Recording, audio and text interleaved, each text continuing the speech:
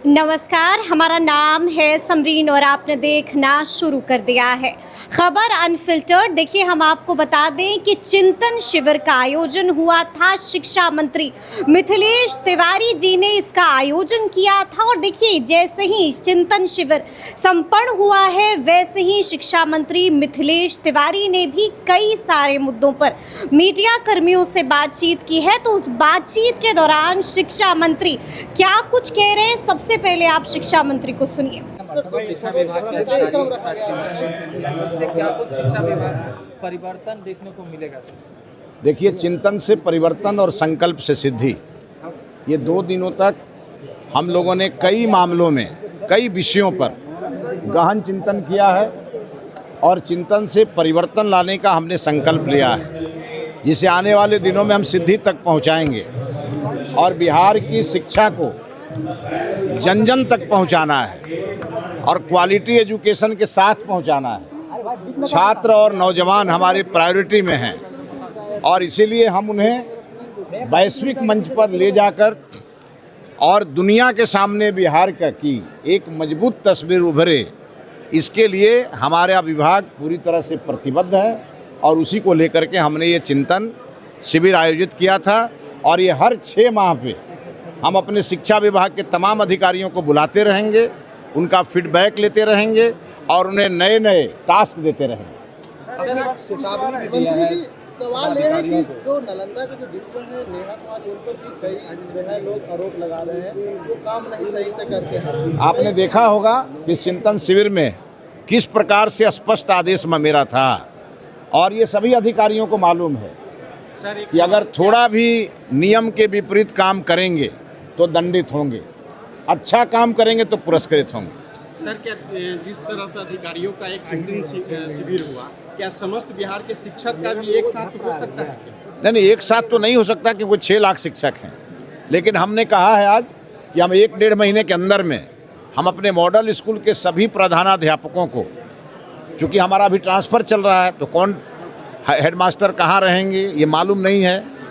एक बार जब हमारा 31 अक्टूबर को स्थानांतरण लगभग पूर्ण हो जाएगा, उसके बाद हम अपने प्रथम चरण में एचएम का करेंगे, जो हाई स्कूल के एचएम का करेंगे, फिर उसके बाद मिडिल स्कूल का करेंगे। ऐसे हमारा ये चलता रहेगा। आपने जनप्रतिनिधियों से मिलने की भी निर्देश दे दिए? बिल्कुल, हमने कहा है कि जो हमारे एमएलए हैं, एमपी हैं, उनसे जा कर के हमारे डीओ डीपीओ बात करें, वहाँ कोई समस्या है तो उसका समाधान करने का प्रयास करें और उनके कुछ सुझाव हैं उसे लेकर के और बेहतर शिक्षा पद्धति को आगे बढ़ाने के लिए उसे भी इम्प्लीमेंट करें। आप अपने लक्ष्य को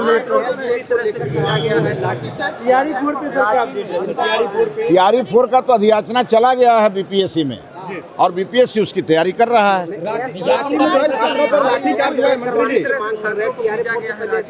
देखिए, ये हमारे लिए पीड़ा का विषय है। पटना में भी आपको याद होगा, जिस दिन मैं मंत्री पद का के रूप में मैं कार्यभार संभाल रहा था, उसी दिन ये घटना हुई थी तो मैंने अपनी पीड़ा व्यक्त की थी। हमारे विद्यार्थी सफल होकर के कार्यालयों में बैठ करके बिहार के विकास के लिए, वो बिहार को बढ़ाने के लिए उनका जो ज्ञान है वो हमारे लिए एक बिहार के समृद्धि में काम आए। हमारे छात्रों पर लाठीचार्ज हो, ये हम कभी न सपने में सोचे थे और न हम लोग इसको पसंद करते हैं। आपने देखा होगा कि छात्रों के मामले पर हमारे प्रधानमंत्री जी खुद लाइव आए और उन्होंने उन्हें संतुष्ट करने का हर वो संभव प्रयास किया जो वो चाहते थे। आप अपने लक्ष्य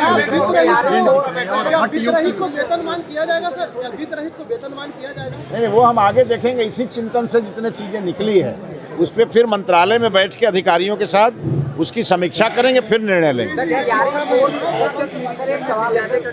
हमने तो आपके सामने कहा कि जैसे ही स्थानांतरण खत्म होंगे हमारा पूरा मंत्रालय गांव में होगा, स्कूलों में विश्राम करेंगे और वहाँ के लोगों से स्कूल का फीडबैक लेंगे।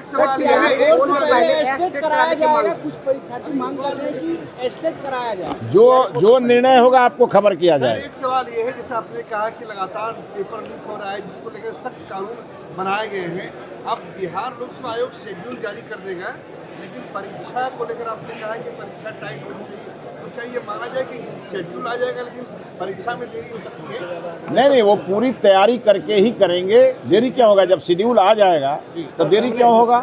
सरकार सख्त है, सरकार ने कानून, मजबूत कानून बनाया है और सरकार पूरी गंभीरता से परीक्षाओं के आयोजन करने के लिए सरकार ने दिशा निर्देश भी जारी किए। सर, बीएससीबी को आप सीबीएसई से कम्पीट करने की बात कर रहे हैं, तो सीबीएसई में एआई भी लैंग्वेज पढ़ाए जाते हैं, टेक्नोलॉजी के बारे में पढ़ाए जाते हैं, डिजिटल के बारे में पढ़ाए जाते हैं, लेकिन बिहार बोर्ड में इंग्लिश तो 10th तक कंपल्सरी आप तो सब जानते हैं कि राष्ट्रीय शिक्षा नीति को हम बिहार में लागू कर रहे हैं और राष्ट्रीय शिक्षा नीति सबके लिए एक ही है। एआई के बारे में बच्चों को एकदम उसको करेंगे, लेकिन उस पर अभी हम विचार कर रहे हैं कि किस आयु वर्ग के बच्चों को हम एआई से मुलाकात कराएं। सर, सेम जिला में 30 विद्यालय चुनने का ऑप्शन मिला था, लेकिन अंतर जिला में 30 विद्यालय चुनने का ऑप्शन नहीं मिला। आप निश्चिंत रहिए, शिक्षकों की कोई भी समस्या होगी उसका समाधान हम करते रहेंगे। गर्दनी बाग में लगातार पिछले 6 दिन से अनशन पर बैठे हुए हैं छात्र, क्या मिलने के लिए जाएंगे उनसे? हमने तो अपने ऑफिस में सबको आमंत्रित किया हुआ है और हमने संवाद के सब रास्ते खोले हैं और उसके बाद अगर बिना हमसे संवाद किए कोई जाके धरना पर बैठ जाए तो मैं क्या करूँ? सर, बक्सर में आप एक और स्कूल का शुरुआत करने जा रहे हैं। हमने कहा कि संस्कृत शिक्षा हमारी छूट गई है बिहार में, इसीलिए हमने गुरुकुलम विद्यापीठ, जो पूरी तरह से समेकित विद्यालय होगा और जहाँ क्लास 1 से लेकर के और रिसर्च तक की पढ़ाई होगी, 5 एकड़ में बनेगा, 5 एकड़ में एक विद्यालय बनेगा और वहाँ पहले उसको हम बढ़िया से शुरू करेंगे और फिर उसको हम आगे बढ़ाएंगे, सभी प्रमंडलों तक ले जाएंगे और जहाँ वेद और विज्ञान और कौशल साथ साथ चलेगा और गुरु शिष्य परंपरा को हम वहाँ स्थापित करेंगे। मदरसा को भी आगे बढ़ाएंगे? बिल्कुल, मदरसा जो मदरसे बिहार में हैं और जो अच्छा काम कर रहे हैं उनकी पीठ थपथपाएंगे और जो गड़बड़ होंगे उनको अलर्ट करेंगे और किसी भी मदरसे में राष्ट्रवाद को बीच में रख के ही पढ़ाई होनी चाहिए और कहीं से कोई शिकायत आएगी तो फिर हम तलब भी करेंगे। Thank you.